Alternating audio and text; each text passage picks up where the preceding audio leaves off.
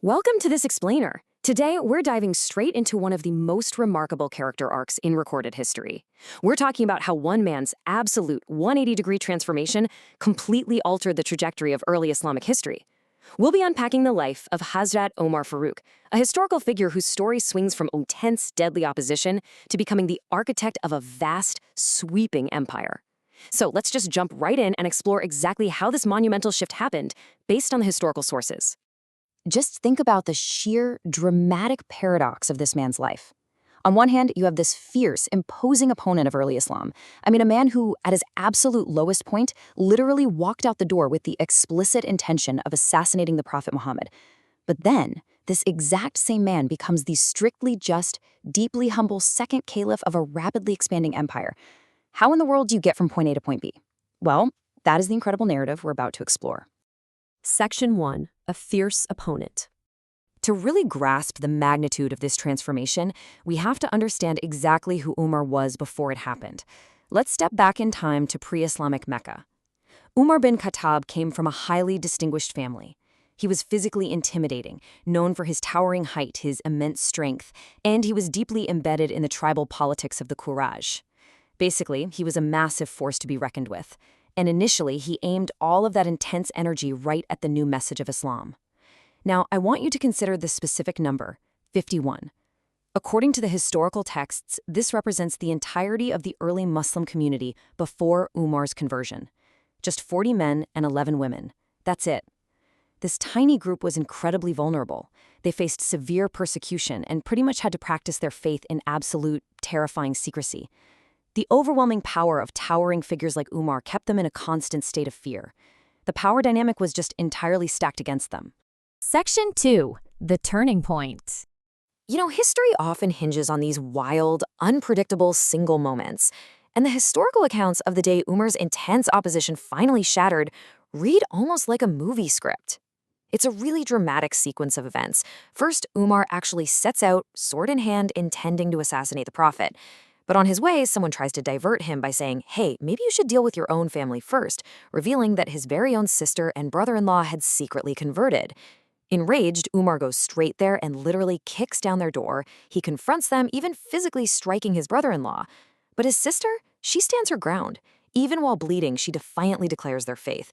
And her resilience just completely shocks him. He stops. He asks to read the parchment they were studying. After purifying himself, he reads the opening verses of Surah Taha. The sources describe what happened next as this instant, miraculous revolution in his heart. At just 27 years old, the guy who left his house intending to kill the Prophet instead goes directly to him and embraces Islam. Section 3. Shifting Balance of Power. The immediate aftermath of this, you honestly cannot overstate it. It was an absolute seismic shift. Almost overnight, the early Muslim community went from vulnerable to victorious. The contrast is mind-blowing. One day, you have a community hiding in the shadows, terrified. The very next day, the day Omar converted, the Muslims actually marched out to the Kaaba and prayed openly for the very first time.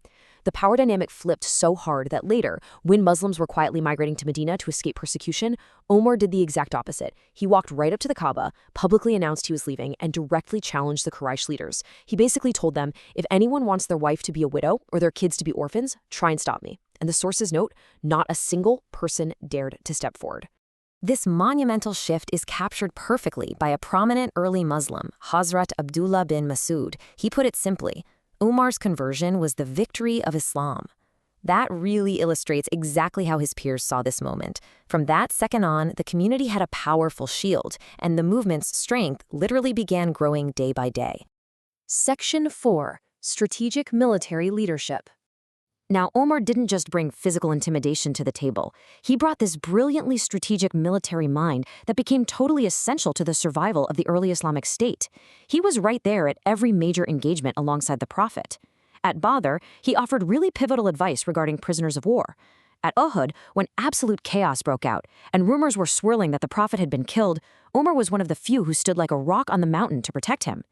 And get this, at Khyber, he personally caught an enemy spy during his night watch, extracting vital intelligence that the sources say directly paved the way for their victory.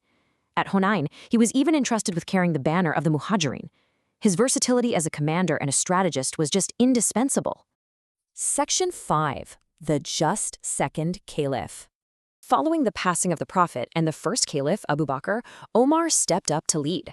This is the 10-year period where a relatively small regional state rapidly exploded into this vast, unprecedented empire, stretching across modern-day Egypt, Persia, and the Levant.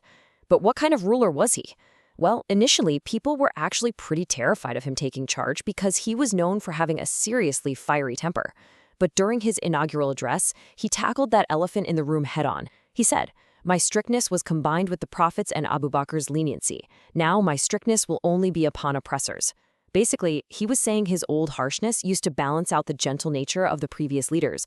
But now that he was in charge, he was going to transform that strictness into an uncompromising shield to protect the weak from the tyrannical.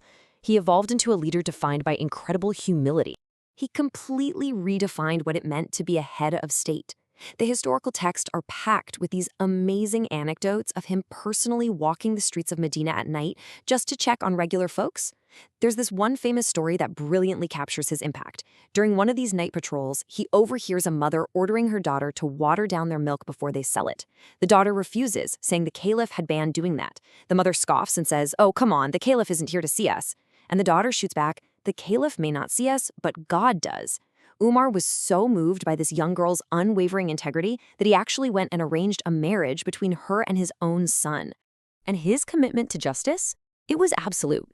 There were zero exceptions for family or status.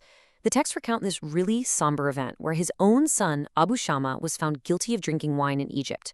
The local governor, out of respect for the caliph, tried to handle it quietly and gave him a lighter, private punishment. Well, when Omar found out, he was furious. He ordered his son to be brought all the way to Medina, and he publicly administered the full legal penalty himself. He absolutely refused to show any favoritism. According to the accounts, his son fell ill and passed away shortly after. Yet Umar remained entirely steadfast that the law has to apply equally to everyone, whether you're the highest in society or the lowest. It is a profound, heavy reminder of what true accountability looks like in a leader. Section 6. Assassination and Enduring Legacy. The life of Omar Farouk, a life that started with him wanting to deal death to a new faith, ended with him giving his own life for it. The timeline of his martyrdom is meticulously recorded. During his last Hajj, he was looking up at the moon, reflecting on his advancing age. He actually prayed to be taken from this world before he ever failed in his immense duties to his people. Tragically, shortly after that, during the early morning Fajr prayer, a Persian slave named Abu Lulua, who had a personal grudge, hid inside the mosque and attacked Omar with a poisoned dagger. Amazingly, despite his fatal wounds, the congregation remained calm and actually finished the prayer. In his final days, when Omar found out who had attacked him, he expressed profound gratitude to God that he wasn't murdered by someone who had ever prostrated to Allah. He was ultimately buried right next to the Prophet and Abu Bakr. Which brings us to the end of our explainer, and to a really massive, provocative final question. How different would the map of the world look today without this one singular, pivotal conversion? We've just traced how the trajectory of a vulnerable, terrified group of 51 people was irrevocably altered because one man read a parchment. From a fierce opponent, to a brilliant military strategist, to a strictly just caliph who literally built an empire while sleeping on the floor, Hazrat Omar Farouk's life is a powerful testament that sometimes history's absolute greatest catalysts come from the most unexpected places imaginable. I really hope this explainer has given you a fresh, structured look at this fascinating historical figure. Thanks so much for learning with me today.